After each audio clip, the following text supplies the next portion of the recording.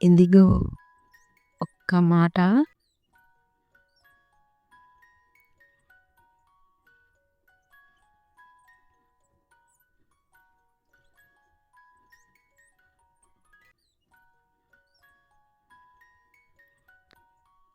ఈరోజు ఉదయం అలారం మోగినప్పుడు ఇంకా కొంచెం ఎక్కువసేపు పడుకోవాలనిపించింది.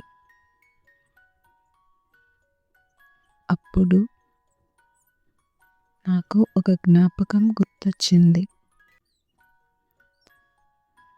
నాన్న గురించి.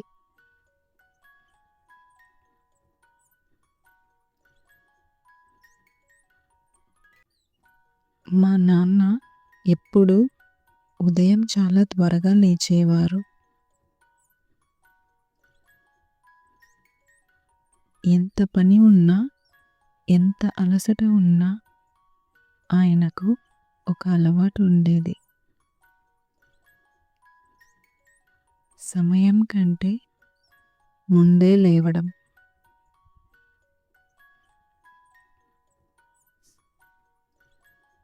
నేను చిన్నపిల్లగా ఉన్నప్పుడు అది నాకు అర్థం కాలేదు.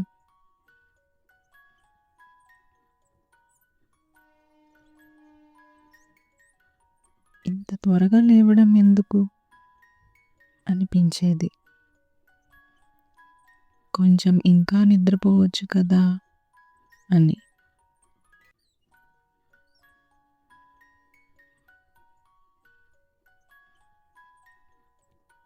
ఒకరోజు నాకు గుర్తుంది, ఉదయం ఇంకా చీకటిగా ఉండగా నాన్న లేచి బయట కూర్చొని ఉన్నారు. చుట్టూ నిశ్శబ్దం. ఆయన ఒక్కరే లేచి ఉన్నారు.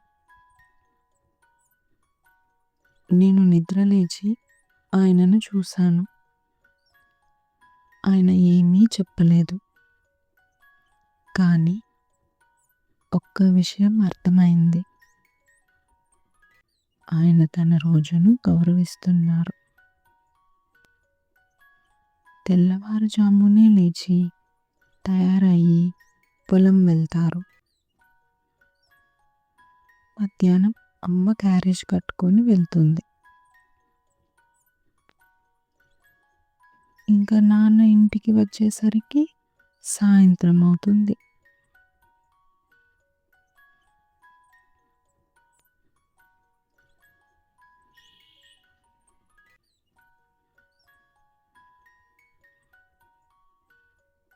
రాత్రికి భోజనం కూడా త్వరగా ముగించుకొని కొద్దిసేపు మాతో సమయం గడుపుతారు.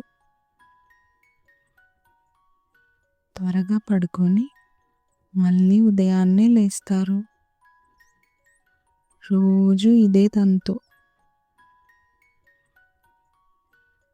ఆ రోజు నేను ఒక పాఠం నేర్చుకున్నాను. క్రమశిక్షణ అంటే కేవలం పని కాదు, అది అలవాటు.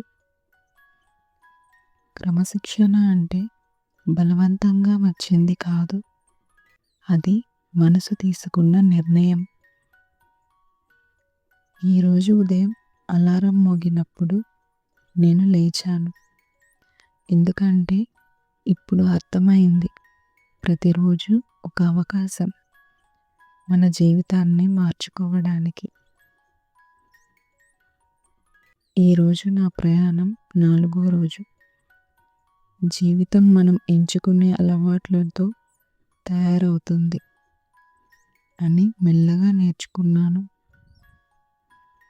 మీరు కూడా నాతో కలిసి ప్రయాణించాలి అనుకుంటే ఎప్పుడైనా ఇక్కడికి రావచ్చు. రేపు మళ్ళీ కలుద్దాం. ఉంటాను.